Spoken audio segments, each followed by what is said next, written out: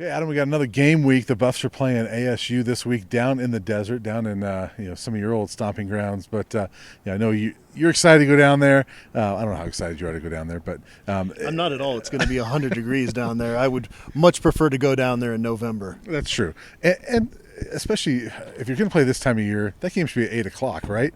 Not 3:30, p.m. down there in Arizona. I was surprised by that game time. Were you? I don't know. I'm distracted. Pro Football Hall of Famer Warren Sapp just got in the car here. Today's press conference, we hear that Snoop Dogg reached out, wanted to talk to Omari and Miller.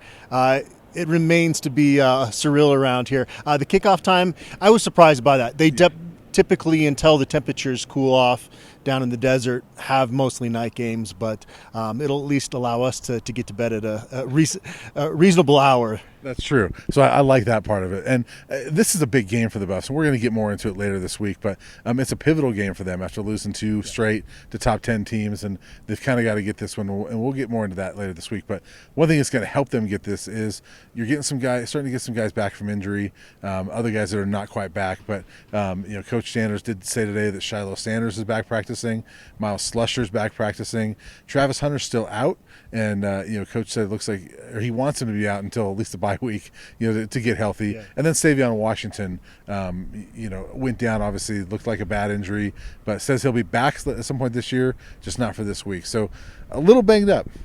Yeah, credit to Reggie Young. I thought he went in there and played admirably in replacement of Savion Washington. That is a group where we talked about they don't have a lot of depth, so him going in there and doing the job was big. But yeah, you're going to get back kind of the heart and soul of your defense with Shilo Sanders. But it's crazy. I asked Coach Prime today about Cameron Craig. He leads the Pac-12 with 3 interceptions right now.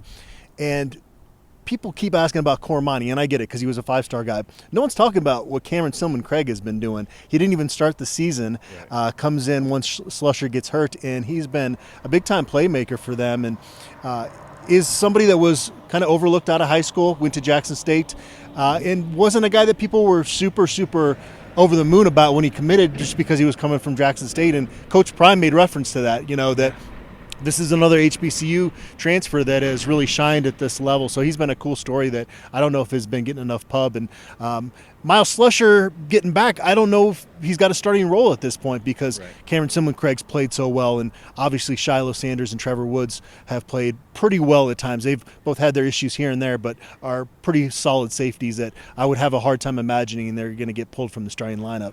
Yeah, I agree with you there. They have shown the desire to kind of rotate a lot in that secondary. We saw Jaden Jones in there a little bit the other day as well. So that at least gives you some more depth in that safety position. You can rotate a little bit more. So that's big in that regard. But Cameron Craig, to your point, 4 starts, 3 interceptions. He's the only one to pick off Caleb Williams so far this year. So, yeah, he's making big plays, and it's fun to watch him.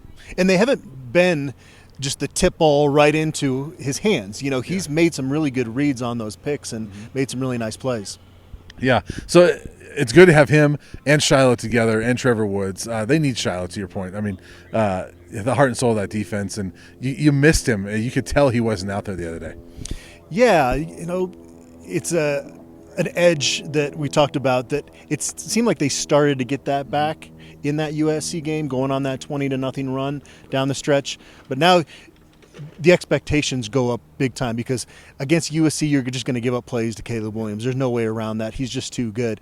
Now you go down to the desert against a struggling Arizona State team, and this defense needs to put together a complete effort. As Coach Prime said, they got to get out and win the first and second quarter. They can't be messing around with these teams if they want to go into the bye week 5-2, which becomes the goal now at this point. So getting him back, you would think, is going to help from that leadership and continuity standpoint back there. We talked to Shilo Sanders as well today, and both of them were asked about this team being battle tested now. I mean, 5 weeks in, what they've learned from these games and all that, and Shilo talked about, hey, they've been fun experiences, they've been good experiences for us, and I agree. I think that this team has learned a lot. They've had 5 different games, sort of, right? They've all played out differently, and I think it's been good for this team. Yeah, and he talked a lot about that. Some of the kinks were new to the system. Yeah. And he said he kind of looks at this week almost as the start of the second half of the season and, expressed high optimism about what that's going to look like. I think now that they've gotten the ground game going a little bit, they've schemed around some of the protection issues. I do think that this is an offense that's going to show more consistency going forward. Yeah, I would hope so. I mean, I thought that Saturday, the way that they came back and finally got in a groove a little bit in the second half of that USC game was big for that offense. Yeah, I said yesterday on a podcast that it wasn't a moral victory, but it was a momentum loss, a loss that you're not going to look in the mirror and feel great about, but you're going to be really hungry to get back out there. And I would imagine Colorado fans are really anxious to watch this team line up against a team, like we said after the game, that's not ranked 8th in the country, and see what they can do against a lower level Pac-12 team, because there is more pressure. I feel like they were on some level playing with the house money the previous 2 weeks. Yeah. And now you got to come out on top with the W, or there's no way around it that it's going to be a disappointing result. And that's a tough place to play. The Mel Tucker Shorts game, they won, but there's been some blowouts down there. There have been some games where Colorado had drops. Shea Fields had a big one in one game that they would have gone to a bowl game probably if he had hauled that in. And just some other games where they let opportunities early, and then the heat can wear on you, and it's not going to be, I wouldn't imagine, as hot as it was in Fort Worth, maybe temperature-wise, but not, because there's a lack of humidity down in the desert. So they should be okay in that sense, but you can't overlook this Arizona State team. We've just covered too many games down in the desert, and that can be an opportunistic program, and one that is kind of playing with nothing to lose. And Colorado's going to get everybody's best shot, because even though it's on the Pac-12 network, there's still going to be more people tuning into this than a typical Arizona State game. Right. Yeah, and you look at the first 5 games, they played number 17 TCU, then you have your biggest rival, your in-state rival, then number 10, then number 8. I mean, it's been something big every single week, and this sort of feels like, it's just a football game, right? Just kind of a normal football game. It's on the Pac-12 network, you and I were talking about this beforehand, but kind of the popularity of this team is going to get tested a little bit, right? I mean, who's going to watch this game on the Pac-12 network? This is kind of an interesting game in that regard. I have a feeling there's going to be a lot of people Googling how to watch the Pac-12 network illegally on Saturday, because I don't think people are going to want to pay a lot of money for a product that they might not use maybe once more this season.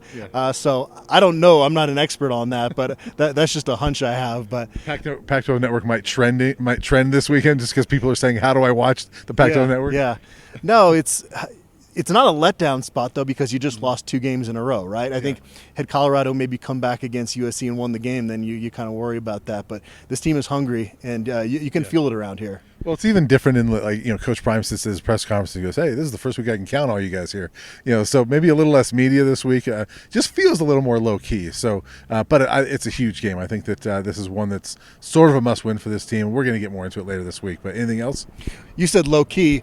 Low key now with Coach Prime is like way above what high key was back in the day around here, right? Well, especially when we started this video with Warren Sapp, getting into a car and talking about Snoop Dogg. So yeah, low key on Coach Prime territory. But we'll be back later on this week.